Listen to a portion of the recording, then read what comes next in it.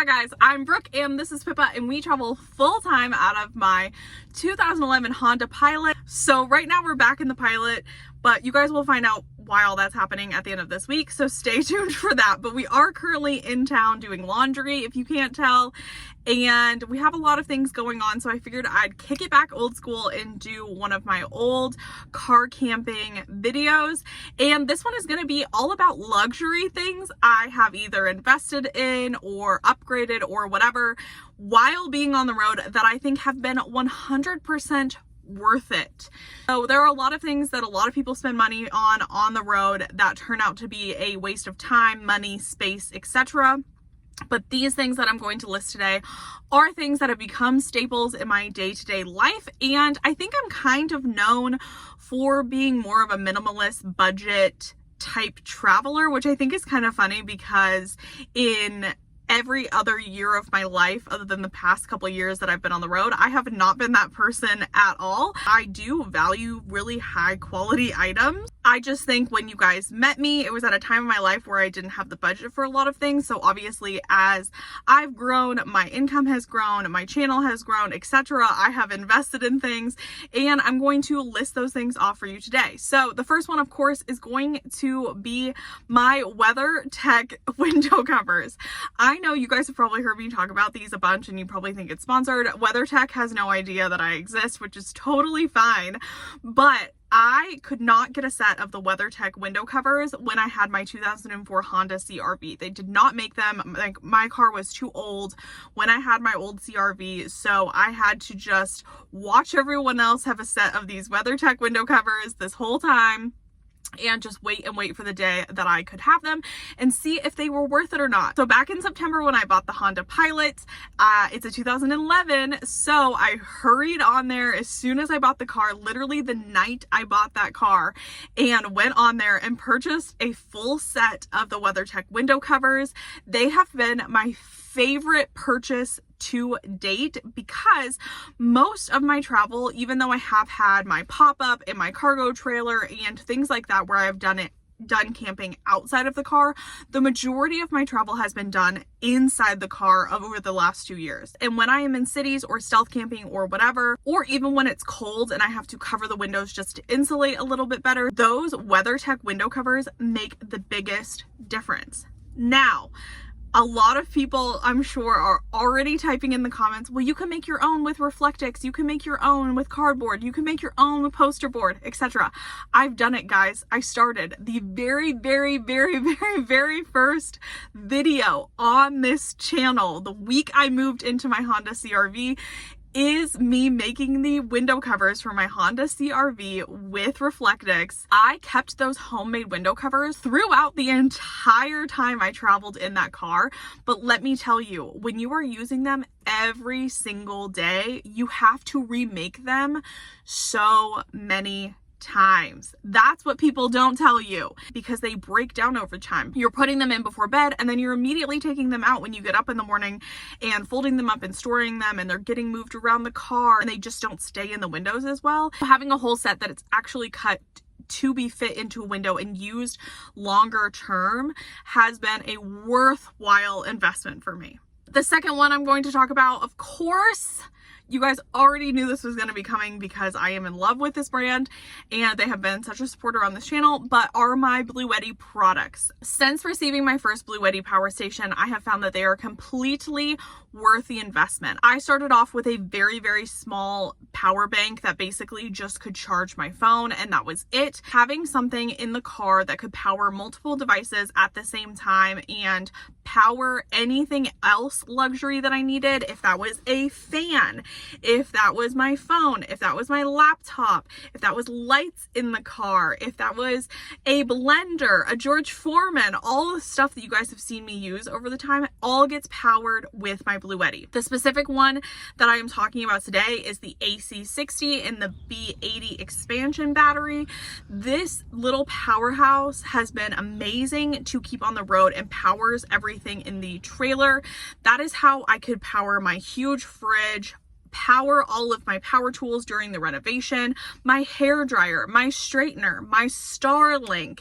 This gives me enough power to keep all of that stuff running all day long. You can keep it charging while you are using it with solar, which I think is one of the biggest pluses, because a lot of the power stations I have found that some of the outlets and things don't work when you are charging it, and I like to be able to charge and use the product at the same time. The Bluetti products all do this, and their products have never failed me. They have worked time and time and time again. And I will admit, I am pretty rough on my products. If you guys see how I live, even just in the polished ways in my videos, I am pretty rough on my product, especially to the AC60. That is dust proof. It has those caps on each of the outlets so dust doesn't get in them, because obviously when I'm using it outside and charging things, it is really nice to know that I am not just like getting dusty bits all inside of all of those outlets and ruining this like amazing product. And they are also water resistant, because if it does start to sprinkle or something, you obviously don't want to leave it in a torrential downpour, but things happen where, you know, maybe you spill some water because it's in a car and you're on the road and you're camping and things happen, or an unexpected rainstorm pops up. It gives you that extra second, because those outlets are covered, to be able to go grab your product and make sure that it's not completely ruined in just like one little accident that you make. So they are making so many of those upgrades that make it such a worthwhile investment. And my favorite is that I can control it through the Bluetti app. I know I don't talk about the app probably enough on here, but Bluetti does have an app to where you can turn on and off the AC and DC outlets. You can check to see how much it is charging, especially if you're leaving it outside or something with your solar panels, or if you are just turning the unit off at night and you're too lazy to get out of bed, which sometimes that happens to me. So make sure to check out the link in my bio for the AC60 and the B80 that are on sale today, May 15th. Use code Pippa AC60 to receive 20% off and get some Bluetti power in your life. So I'm moving on to the next thing, which I have not been super vocal about, but it is something I've been doing a lot lately. And I will say I did this a lot when I had my Class C RV. I didn't do it as much when I was car camping, but now that I have the trailer, I feel a little bit more comfortable. But it is splurging a little bit on campsites. So a lot of the times I am boondocking. I am 100% on board with free camping. I'm a lover of finding free camping. I like the challenge of it. I like the freeness of it. I like not getting packed into an RV park like sardines. I like having my space, but being on the road for this long and making it sustainable, sometimes you do need to make things easier on yourself and to have a break.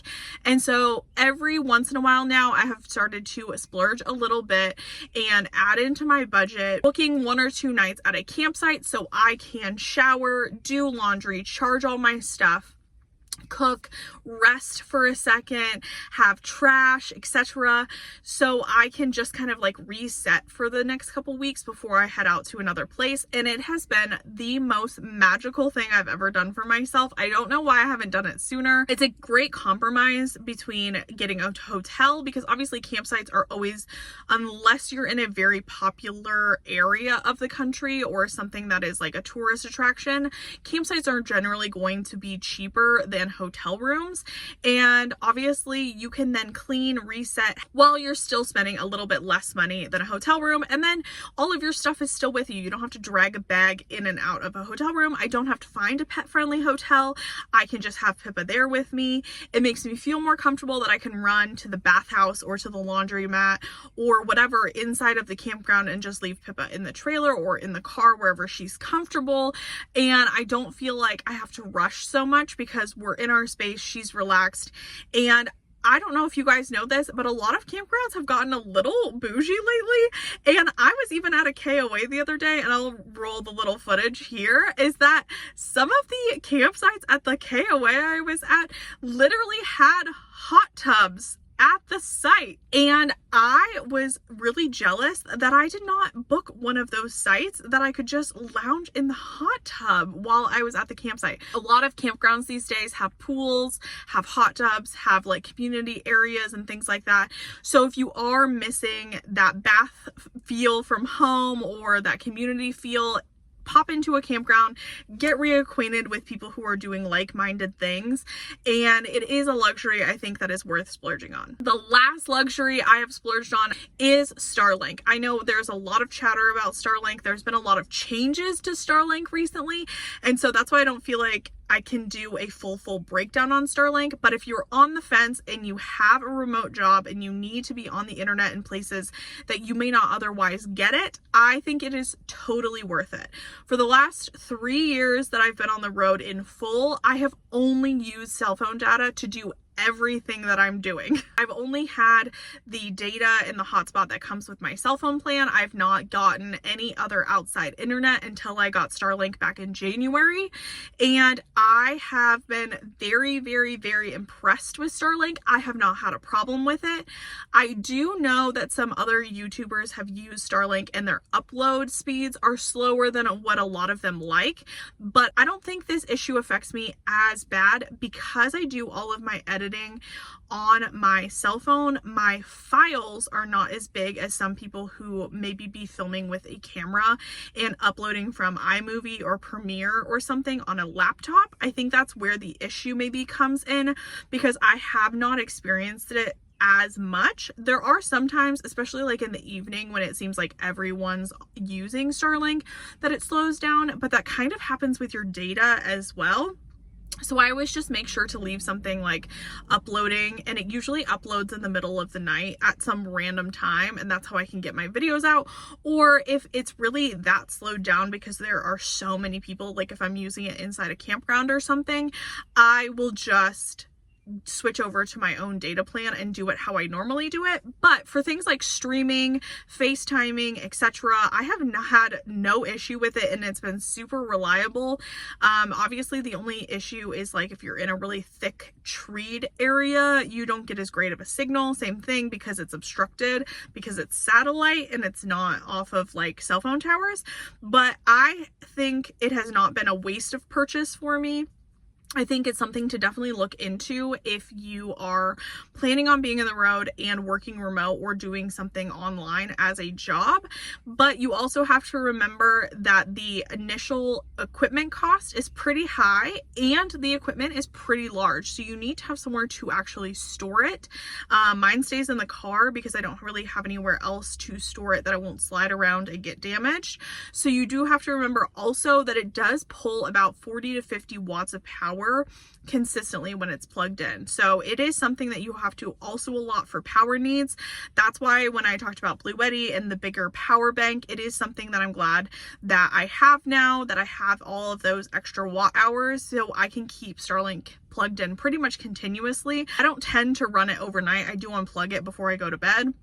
But like I said, if there is that special occasion where I am trying to get a video out and it's kind of last minute and it needs to upload overnight, I will keep it plugged in, and it is pulling that power. So you need to remember, if you're going to invest in something like that, you need to be able to power the actual satellite dish itself and the router that you have. So these are just some of the luxury upgrades I have made since I have been on the road. I think these are totally worth it. I hope this was a fun little throwback video for you guys to watch and things that maybe you did know I did or didn't know I did. And I will see you guys on the next one. Bye!